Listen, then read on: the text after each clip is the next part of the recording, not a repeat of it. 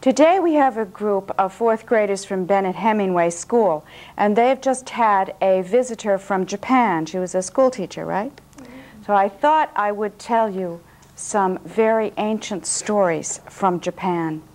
This first story takes place in the moonlight.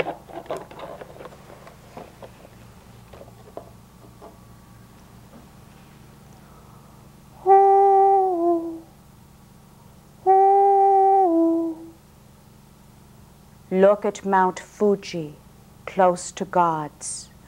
A wisp of smoke drifts up to heaven. Long ago in ancient Japan, there was an old woodcutter.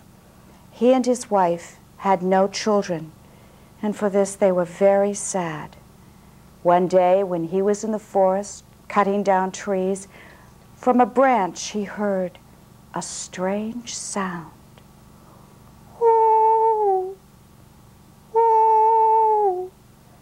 He chopped open the tree branch, and there inside the tree was a tiny little girl.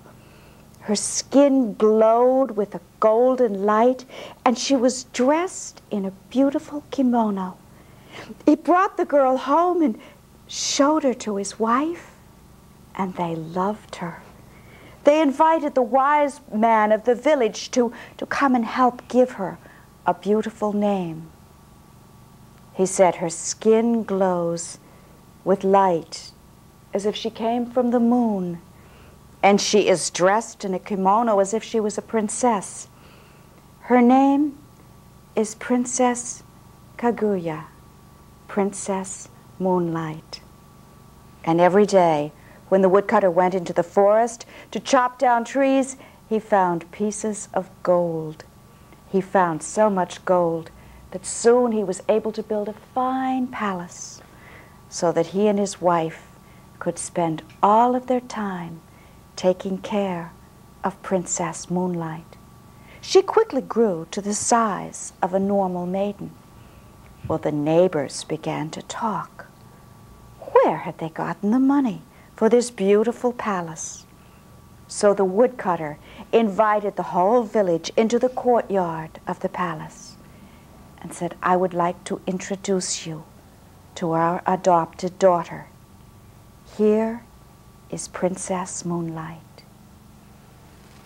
And he slid open the screen.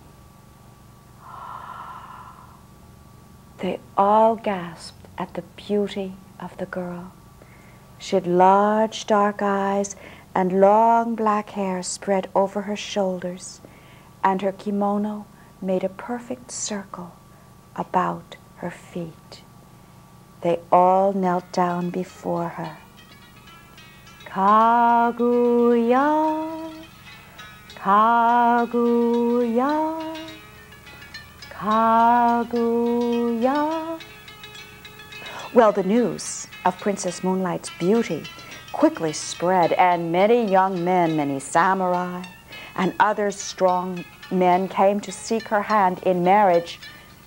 No, said Princess Moonlight, I will marry no man. I only wish to stay here with my adopted father and mother.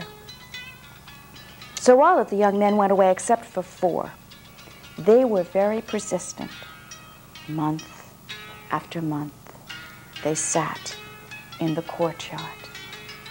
At last, Princess Moonlight invited them in to her chamber. Though I have vowed to marry no man, you four have been very persistent.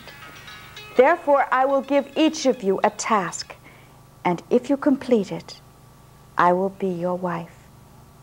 You, the samurai of the north, bring to me the bowl that the Lord Buddha himself drank from, and I will be your wife. And you, the samurai of the east, bring to me the skin of the fire rat of China, and I am yours. And you, the samurai of the south, on the Horai Mountains there grows a tree with roots of silver and trunk of gold, and the fruit it bears is white jewels. Bring me a branch of that tree, and I will be your wife. And you, the samurai of the west, on the Horai Mountains there is a temple, and flying about the roof of a temple is a swallow. Within the swallow is a cowrie shell. Bring me the shell without harming the bird, and I will marry you. And they departed. Kaguya, Kaguya, Kaguya.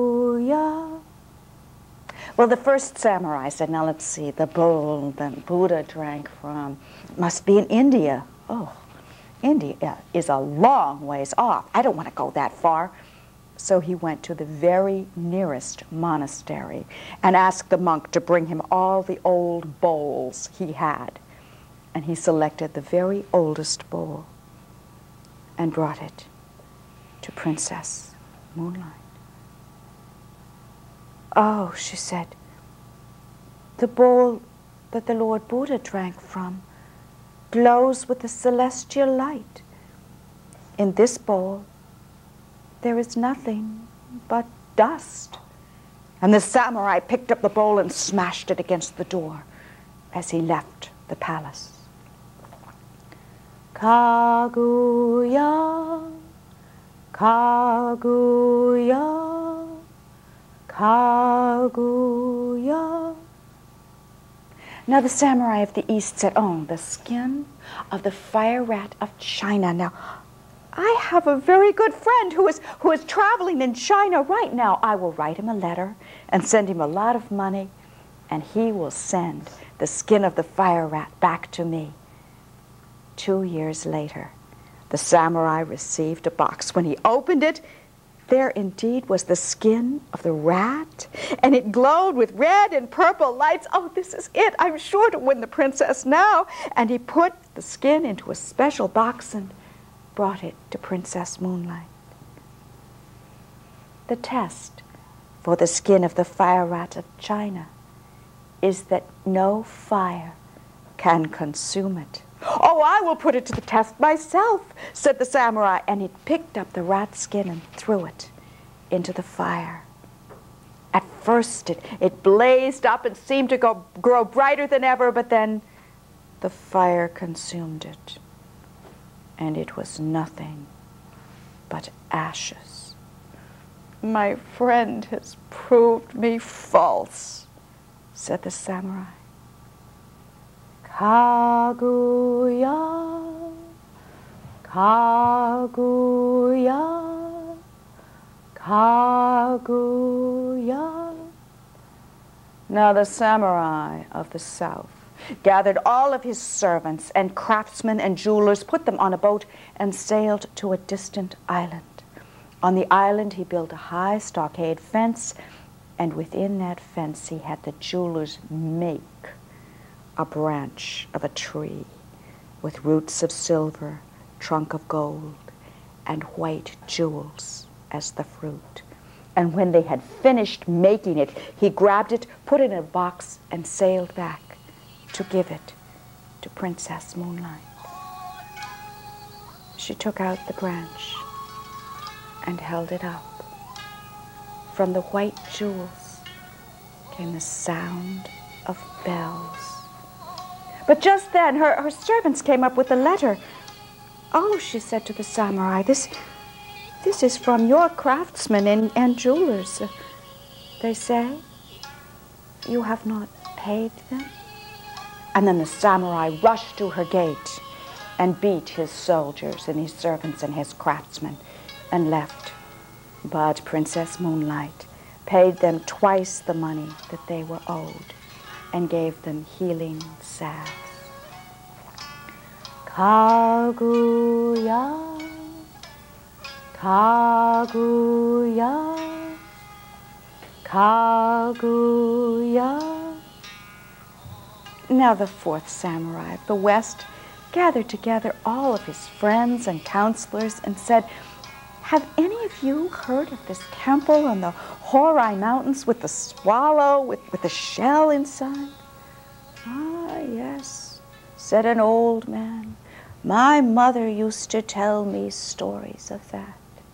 You see, when the swallow is about to lay an egg, she will spit out the cowrie shell." "Let's go there at once," said the samurai. So all of his friends made a pilgrimage up the mountains, and there was the temple, and there were many swallows flying about the roof. "Let's build a tall tower," said the samurai, "so I can see up onto the roof." And they built a tower, and he climbed up, and he looked down, and he said, "Oh, there's so many swallows. How do I know which is the right one? Oh, I'm sure it's that one. It's whiter than the others and much, much bigger." And he climbed down and said to his counselor, "But how am I going to know when that swallow's about to lay an egg?" "Oh," said the counselor, "when a swallow is about to lay an egg, it twitters its tail feathers and turns around 7 times. I thought everyone knew that." "So how am I going to get up there? And how am I going to get to the temple roof?" "Well," said the counselor, "from your tower to the temple roof, suspend a rope with a basket hanging from it, and we will pull you over, and that way you can reach into the swallow's nest." So they strung a rope from the top of the tower to the top of the temple roof, and the samurai got into a basket, and they hauled him up high in the air, and he could see into the swallow's nest. "I see her. I think she's going to lay an egg. She's twittering her tail feathers. She's turning around 7 times." And he reached into the nest, but just then the rope slipped and the basket came tumbling down. The rope was cut on the sharp tile of the temple roof, and the samurai landed on the ground, right on his back. "Oh no," he said. "I think my back is broken, but I have it. I have the cowrie shell." And he opened his hand, and there was something round and white and about the size of a pea. "Oh no," he said, "all I got for all my trouble is a broken back and a piece of manure." Princess Moonlight heard of his troubles and sent him poems of consolation. And for the rest of his life, the samurai walked with a limp. Kaguya, Kaguya, Kaguya. Now the emperor heard of Princess Kaguya, and he sent her a message that she was to become his wife. "No," she replied, "I will marry no man. I cannot remain on earth much longer." The emperor sent a message to the woodcutter, saying he would give him a high position at court if he would bring his daughter to be the wife of the emperor. "No," they said, "we cannot come."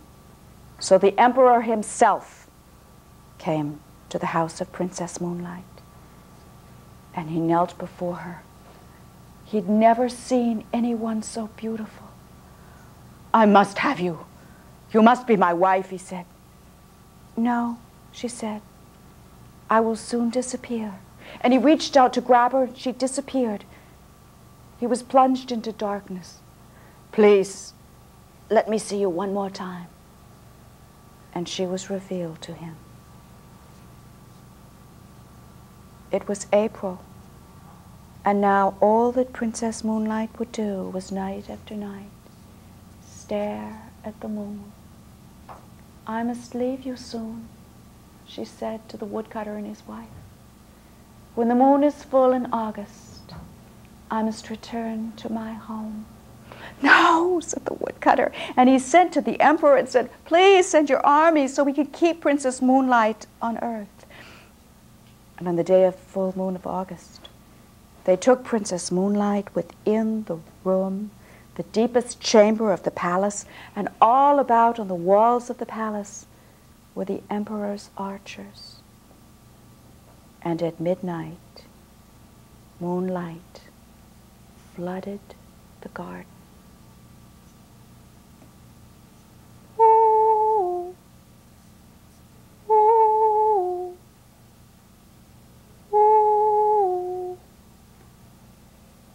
A chariot drifted down the moonbeams, and out stepped tiny men in rainbow kimonos, and a tall moon god walked to Princess Moonlight and said, "It is time." She took off her kimono and gave it to the woodcutter. "Remember me by this." "No," said the woodcutter, "don't leave us." "She must go home," said the moon god.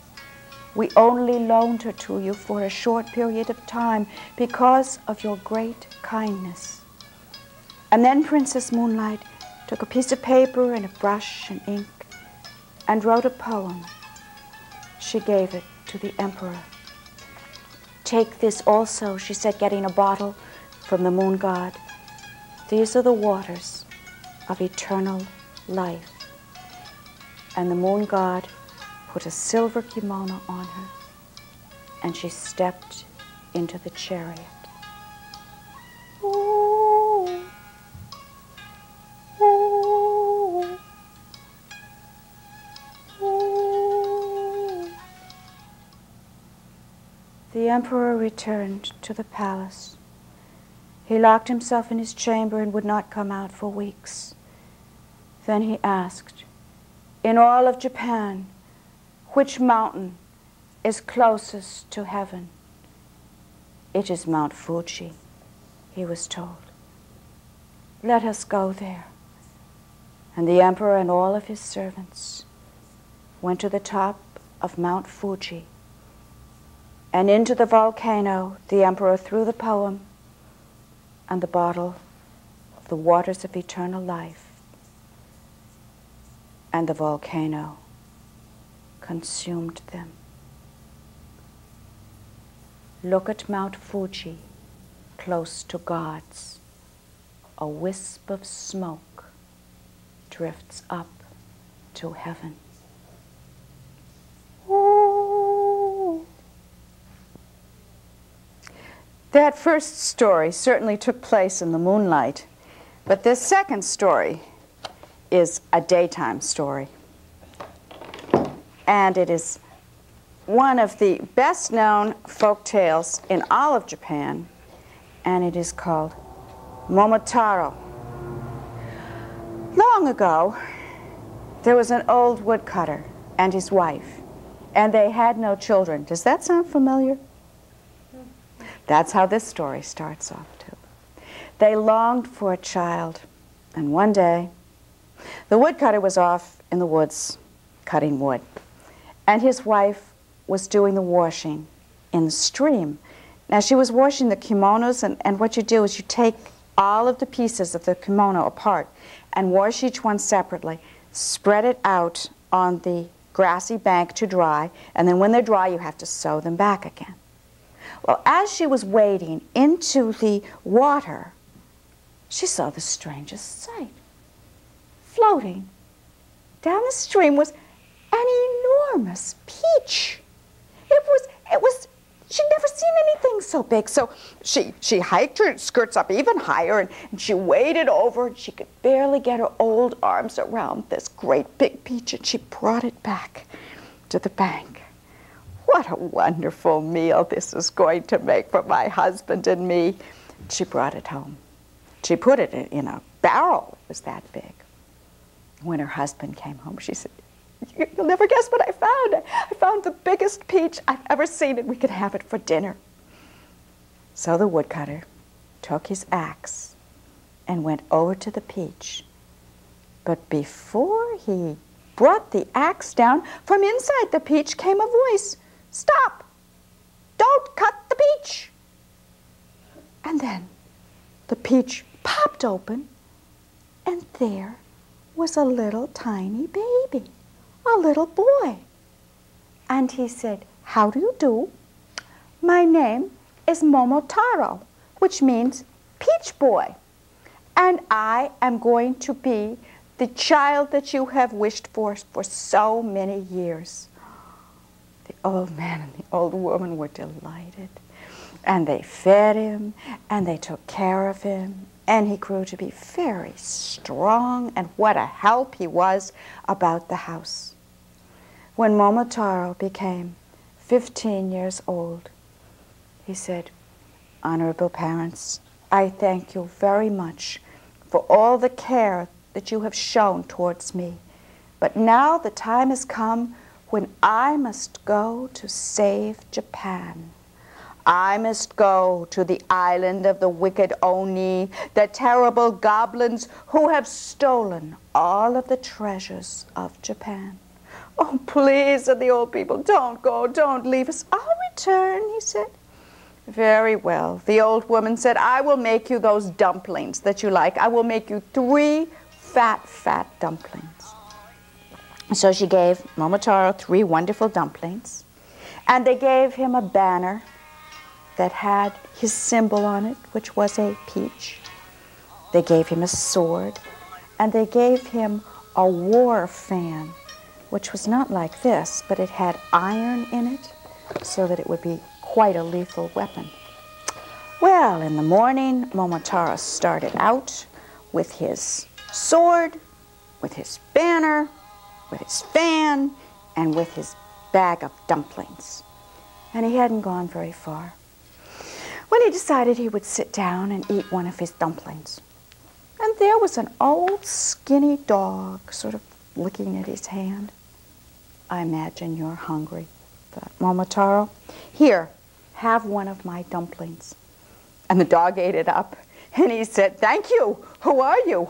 "Well, my name is Momotaro, and I am on my way to kill the Oni and bring the treasures back to Japan." "May I join you?" said the dog. "Certainly. I'll be glad of your help."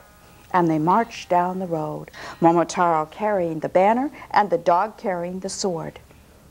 They came under some trees, and climbing around in the trees was a monkey. And the monkey reached down and tapped Momotaro on the shoulder. "Well, hello there," he said. "You look hungry too. Would you like one of my dumplings?" And he gave the second dumpling to the monkey. "Thank you," said the monkey. "It is very good. Can I help you?" "Yes," said Momotaro. "I'm on my way to the island where the wicked Oni live. Would you like to help fight them?" "I certainly would," said the monkey. But as they marched along, the monkey and the dog kept fighting. "Stop," said Momotaro. "Now, monkey, you take the banner and you go in front. And dog, you take the sword and you go in back, and I'll be in between." So they marched through the forest, and then they came to the plain. And flying around over their head was a beautifully colored pheasant. The pheasant was looking for some food for the starving babies that were in the nest, and Momotaro took out the 3rd dumpling, gave it to the pheasant. The pheasant ate some and shared the food with the young pheasants, and then flew back to Momotaro's shoulder and said, "Could I help too?" "You certainly could," said Momotaro. "Join the monkey and the dog and me, and we will go to the island of the wicked Oni and bring the treasures back to Japan." When they got to the shore, there was a boat, and on the sail there was a peach. So Momotaro knew he was supposed to take the boat. They sailed across the ocean until they came to the island where the evil goblins live. Their blue and green skins are well known, and they have horns. The only way you can defeat them is to break off their horns. Then they are powerless. When they got to the island, Momotaro said to the pheasant, "Fly over the wall and tell the Oni that we are here." And the pheasant flew over the wall and called out, "Watch out, all you Oni! General Momotaro is here with his armies." The Oni laughed. They never heard of General Momotaro. "Now, monkey, you sneak over the wall and undo the latch of the gate."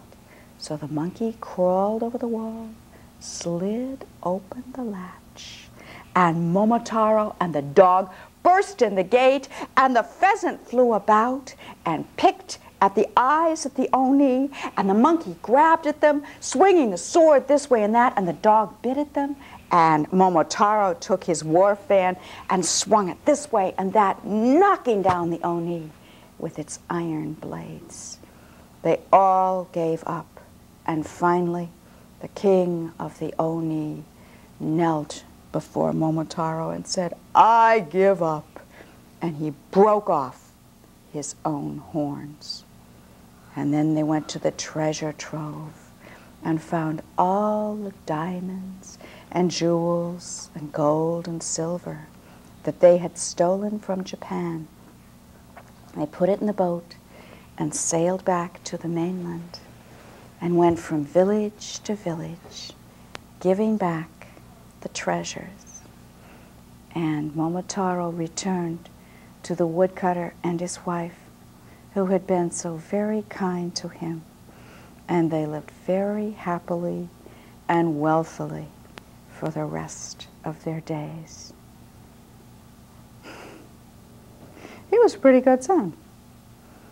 There's lots of stories in Japan about that, where they have no children, old people, and then they miraculously get a boy or a girl. It's like a gift from the gods. And they're very nice to their children in the regular way that they get, aren't they?